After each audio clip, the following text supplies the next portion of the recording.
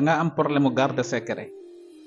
maa ngi lay bàyyiloo xel ni lépp loo xam ne bëggoo kenn xam ko jarul nga naan wóolu naa diw wala wóolu naa diw bu ko wax kenn. lu tax loolu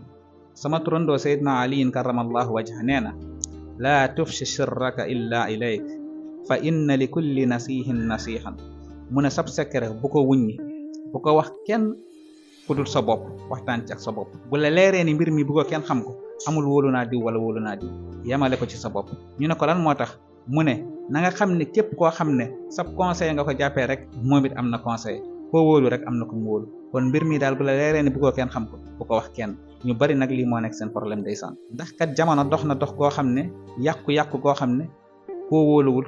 du la war koo wóoluwul du la nax ñi nga wóolu yaakaar leen rek ñoo lay war ñoo lay nax kon nag mbir moo xam ne jàpp nga ne bëggoo kenn xam ko dal la yemale ko sa bopp ndax kat benn mag da daan wax ni secret kat secret la secret la ndeem waxagoo ko ndeem génne ko sa gémmiñ jëm ci kenn ndeem wax nga ko kenn rek yëgal nekk secret donteen ci kenn bopp nga yem